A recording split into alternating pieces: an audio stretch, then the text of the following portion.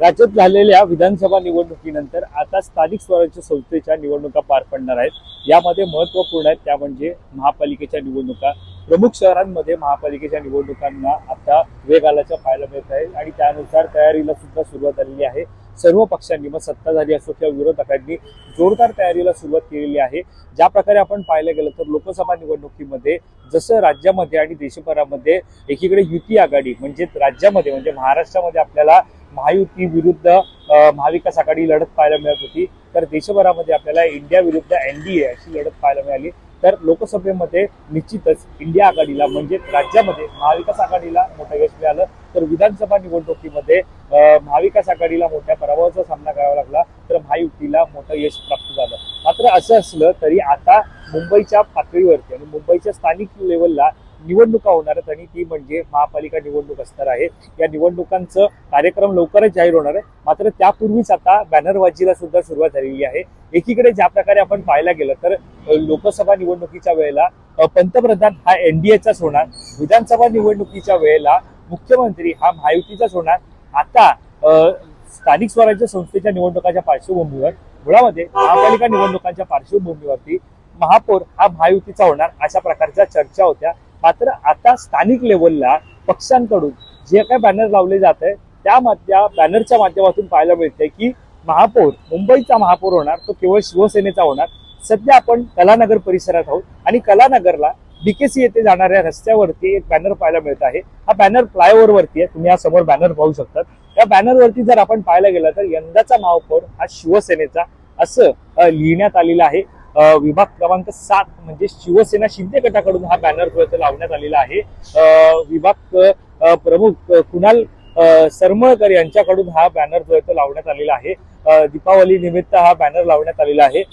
मुळामध्ये पाहायला गेलं तर एकीकडे दिवाळी असली तरी फटाकेबाजी असेल किंवा आतषबाजी फटाक्यांची आतषबाजी असेल, एकीकडे राजकीय आरोप प्रत्यारोप आहेत, त्या राजकीय फटाके आहेत हे सुद्धा फुटताना पाहायला मिळत आहेत। आगामी निवडणुकांच्या पार्श्वभूमीवरती कोणाचा महापौर बसणार, जनता कोणाला महापौर करणार, जनता कोणाला सर्वाधिक मतदान करणार, याकडे राजकीय नेत्यांचं आरोप प्रत्यारोप आपल्याला होताना पाहायला मिळतच आहे।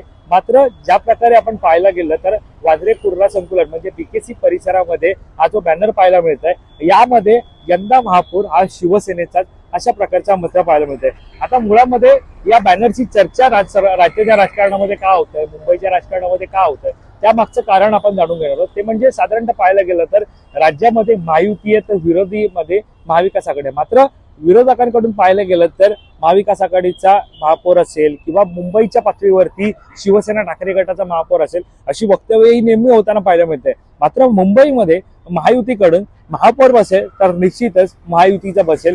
भाजपकडून सुद्धा म्हटलं जात होतं की थेटपणे भाजपचाच महापौर बसेल अशी वक्तव्य सध्या आपल्याला कमी प्रमाणात ऐकायला मिळतात। मात्र थेटपणे भाजपच्या नेत्यांकडून सुद्धा महापौर यंदा मुंबईचा बसेल तो महायुतीचाच बसेल। आपण पाहायला गेलं तर महापालिका निवडणुकांच्या पार्श्वभूमीवरती विजयोत्सव मेळावा पार पडला। या विजयोत्सव मेळाव्यामध्ये मुंबईचे नवे अध्यक्ष अमित साटम भाजपचे यांनी या कार्यक्रमाचं आयोजन केलं होतं। त्या कार्यक्रमामध्ये मुख्यमंत्री देवेंद्र फडणवीस यांनी भाष्य करत असताना गेल्या महापालिका निवडणुकीवेळी केवळ 2 नगरसेवकांमुळे आम्ही मागे राहिलो, मात्र आता आम्ही ज्या प्रकारे आघाडी घेणार आहोत, ज्या प्रकारे आमचा विजय होणार आहे त्यामुळे महापौर हा महायुतीचाच बसेल। पुन्हा एकदा मी सांगत आहे की मुख्यमंत्र्यांकडून सुद्धा तेच म्हटलं जात आहे की महापौर हा ज्या प्रकारे आपण पाहतोय तो महायुतीचाच बसणार, महायुतीचाच होणार असं सुद्धा मुख्यमंत्री देवेंद्र फडणवीस हे नेत्यांकडून सुद्धा महापौर यंदा मुंबईचा बसेल तो महायुतीचाच बसेल। आपण पाहायला गेलं तर महापालिका निवडणुकांच्या पार्श्वभूमीवरती विजयोत्सव मेळावा पार पडला। या विजयोत्सव मेळाव्यामध्ये मुंबईचे नवे अध्यक्ष अमित साटम भाजपचे यांनी या कार्यक्रमाचं आयोजन केलं होतं। त्या कार्यक्रमामध्ये मुख्यमंत्री देवेंद्र फडणवीस यांनी भाष्य करत असताना गेल्या महापालिका निवडणुकीवेळी केवळ 2 नगरसेवकांमुळे आम्ही मागे राहिलो, मात्र आता आम्ही ज्या प्रकारे आघाडी घेणार आहोत, ज्या प्रकारे आमचा विजय होणार आहे त्यामुळे महापौर हा महायुतीचाच बसेल। पुन्हा एकदा मी सांगत आहे की मुख्यमंत्र्यांकडून सुद्धा तेच म्हटलं जात आहे की महापौर हा ज्या प्रकारे आपण पाहतोय तो महायुतीचाच बसणार, महायुतीचाच होणार असं सुद्धा मुख्यमंत्री देवेंद्र फडणवीस हे बोलताना पाहायला मिळत आहे। मात्र ज्या प्रकारे आता आपण स्थानिक पातळीवरती पाहायला मिळत आहे कलानगर परिसरामध्ये बॅनर लागलेला आहे शिवसेना शिंदे गटाकडून, त्यामध्ये थेटपणे म्हटलेलं आहे की यंदाचा महापौर हा शिवसेनेचा। त्यामुळे आता महायुतीमध्ये एकंदरीत एकमत नाहीये का, असा सवाल आता उपस्थित होत आहे। एकीकडे भाजप म्हणते की महायुतीचा महापौर होणार, दुसरीकडे शिवसेना म्हणते की आमचा महापौर होणार। मुळामध्ये सध्या पाहायला गेलं तर महायुतीमध्ये एकीकडे गणित पाहायला गेली तर नेहमीच एकनाथ शिंदे जे राज्याचे उपमुख्यमंत्री आहेत, माजी मुख्यमंत्री आहेत, यांना कुठेतरी अनेक कार्यक्रमांमधून वेगळी वागणूक दिल्याचं सुद्धा बोललं जात होतं, तशा चर्चा सुद्धा होत्या। मात्र सध्या पाहायला गेलं तर भाजपचं होत असलेलं राजकारण, दुसरीकडे अजित पवारांची अर्थमंत्री म्हणून वाढत असलेली ताकद, तर दुसरीकडे उपमुख्यमंत्री म्हणून प्रयत्न करत असलेले राज्याच्या राजकारणामध्ये मुख्यमंत्री असताना ज्या प्रकारे भरारी घेतली होती ती कुठेतरी आता या सगळ्यामध्ये कमी होताना पाहायला मिळत आहे। त्यामुळे निश्चितच महापालिका निवडणुकांमध्ये महायुती कशा प्रकारे जागा वाटप करणार, कशा प्रकारे जागा वाटप केले तर कशा प्रकारे निवडणूक लढवणार, कोणाला किती जागा येणार, मुळामध्ये प्रश्न येतो तो म्हणजे महापौर कोणाचा बसणार।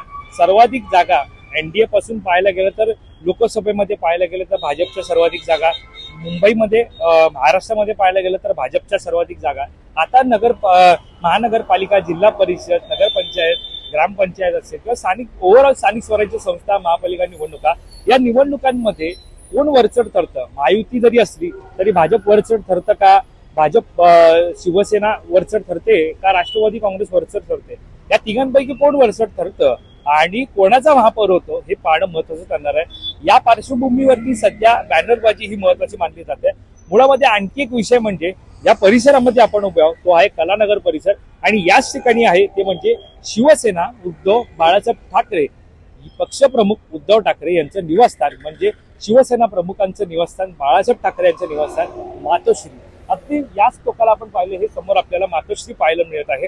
हे आपण पाहतोय, हा समोर आपल्याला हा मातोश्री बंगलो आपल्याला पाहायला मिळत आहे, आणि एकीकडे मातोश्री आहे, दुसरीकडे हा बॅनर आहे। त्यामुळे निश्चितच आपण पाहायला गेलं तर मातोश्रीच्या अगदी समोरच हा बॅनर लावून कुठेतरी शिवसेना ठाकरे गटाला दिवसण्याचा प्रयत्न हा बॅनर मधून झाल्याचं पाहायला मिळत आहे। एकीकडे बॅनरबाजी ही कलानगर परिसरामध्ये मोठ्या प्रमाणात होतच असते, मग कोणताही उत्सव मेळावा असो त्यावेळेला बॅनरबाजीचं हे प्रमाण या कलानगर परिसरात मोठ्या प्रमाणात असतं। मात्र आता जो बॅनर लागलेला आहे तो म्हणजे एकीकडे ठाकरेंना दिवसण्यासाठी हा बॅनर निश्चितच असं म्हटलं तर चर्चा ही होत आहे, तर दुसरीकडे यंदा महापौर हा शिवसेनेचा ज्या प्रकारे हा बॅनरवरती लिहिण्यात आलेला आहे त्यामुळे महायुतीमध्ये एकमत नाहीये का, असा सवाल आता उपस्थित होत आहे। त्यामुळे आता नेमकं स्थानिक स्वराज्य संस्थांच्या निवडणुकीमध्ये वरचढ कोण ठरतं, महायुतीतील कोणत्या पक्षाला सर्वाधिक जागा लढवण्यासाठी मिळतात, कोणत्या जागा पक्ष सर्वाधिक जागा निवडून आणतं हे सुद्धा पाहणं महत्वाचं ठरणार आहे। मुळामध्ये महाविकास आघाडी का महायुती, मुंबईमध्ये कोणाचा विजय होणार, महायुतीचा विजय झाल्यास महापौर कोणत्या पक्षाचा होणार हे पाहणं महत्वाचं ठरणार आहे। कॅमेरा पर्सन अवधेश कोरीसह मी वैभव पाटील, मुंबई।